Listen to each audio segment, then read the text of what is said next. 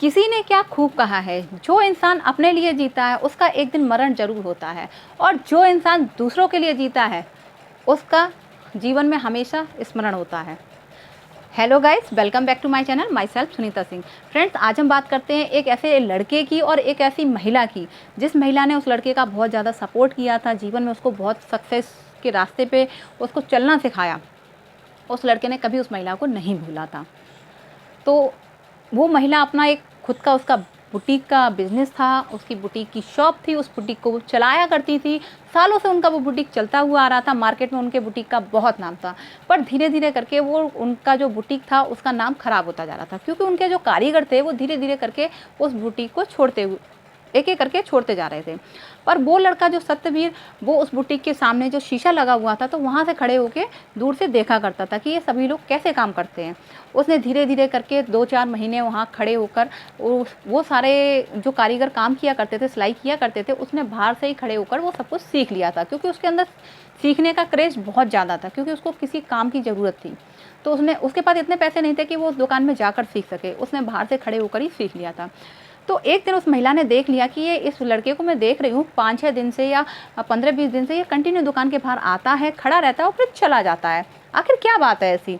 उसने उस लड़के को बुलाया और पूछा कि तुम इस दुकान के बाहर क्यों खड़े रहते हो? उस लड़के ने बोला, मैम मुझे काम की सख्त ज़रूरत है, अगर मुझे आपके यहाँ काम मिल जाए तो मैं अपना जीवन धन्य समझूंगा। तो मैडम ने बोला कि तुम यहाँ खड़े क्यों रहते हो? उसने बोला कि मैं यहाँ इसलिए खड़ा रहता हूँ कि मैं यहाँ खड़े होकर सीखता हूँ। मैडम ने बोला तुम दूर से सीख गए? उसने बोला कि जी बिल्कुल, मैं सीख गया, आप जो चाहें वो मैं सिल सकता हूँ। उस लड़के ने बिल्कुल, मैडम ने बोला तुम एक काम करो, ये 2 कपड़े मुझे सिल के दो, बच्चों के कपड़े सिल के दो। उस लड़के ने within half an hour 2-3 dresses बना के दे दी। मैडम बड़ी इम्प्रेस हुई उससे। मैडम को बहुत खुशी हुई कि इस जैसे अगर कारीगर मुझे मिल जाए तो मेरा जो नाम ख़राब हो रहा था मार्केट में वो दोबारा से फिर से रीस्टैब्लिश हो जाएगा, और मेरी दुकान भी बहुत अच्छी चलेगी, मेरा बुटीक भी बहुत अच्छा चलेगा और मेरा नाम भी होगा। ऐसे करते करते टाइम बीतता गया। उस लड़के को जितनी भी सैलरी मिलती थी वो अपनी सैलरी में से 80% तो अच्छे कामों में लगा दिया करता था और 20% सिर्फ अपने ऊपर खर्च किया करता था। उस लड़के ने हॉस्पिटल्स बनवाए, स्कूल बनवाए, वृद्धाश्रम बनवाए, सब कुछ उसने धीरे धीरे करके उन्हीं पैसों से बनवाया। एक दिन की बात है, जब वो दुकान का शटर रात में गिरा रहा था, बंद कर रहा था, तो कुछ चोर आए उसकी दुकान में और उस पर एकदम से अटैक कर दिया। हाथापाई भी हुई।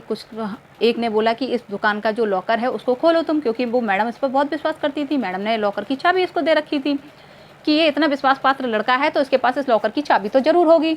उस लड़के ने उस लॉकर को नहीं खोला। उसने सोचा कि अगर मुझे कुछ हो जाता है तो कोई बात नहीं है, पर अगर ये मैंने लॉकर खोल दिया तो इस दुकान में जितने भी कारीगर काम करते हैं, जिनको मैडम के ऊपर विश्वास है, मेरे ऊपर विश्वास है, वो विश्वास टूट जाएगा।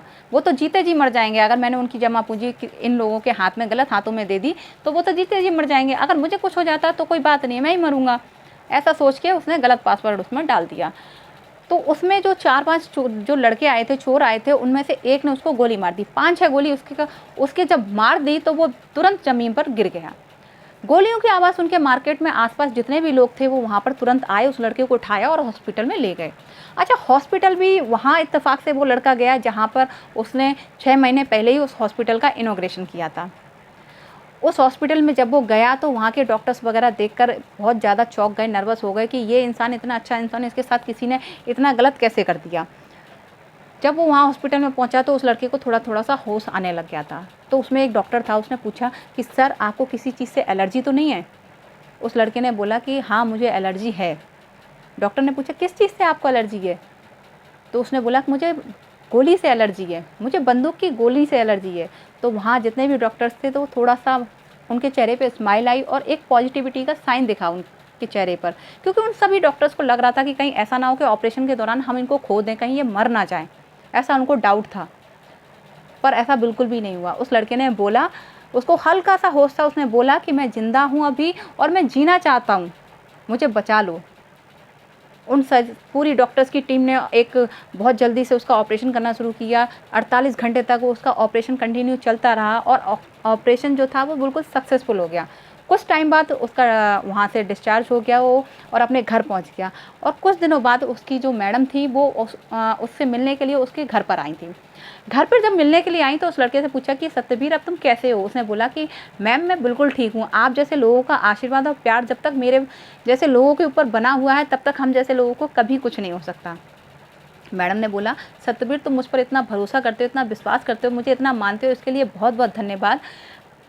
सत्यवीर ने बोला कि मैम आज मैं आप ही लोगों की वजह से बचा हुआ हूँ, नहीं तो मेरे पास 2 रास्ते थे, या तो मैं उसी समय वहाँ मर जाता या फिर मैं जीवन को चुनता, लड़ाई करता और फिर बच जाता, पर मैंने दूसरा वाला ऑप्शन चुना क्योंकि मुझे अभी बहुत काम करने थे और मुझे बहुत लोगों को, ऐसे लोग जो बहुत जो दुखी हैं उनकी मदद करनी है।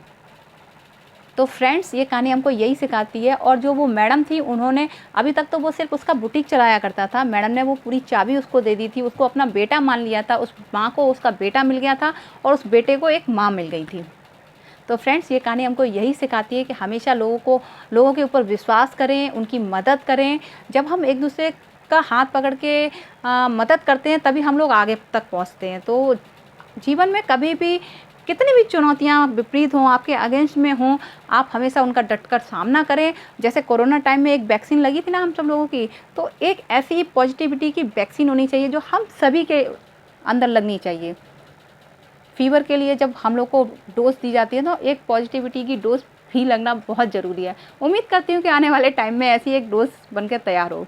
तो फ्रेंड्स अगर वीडियो अच्छा लगा हो, चलो मैं ये बात बिल्कुल नहीं कहती हूँ, आपकी मर्ज़ी है, जो आपको अच्छा लगे वो आप करिएगा।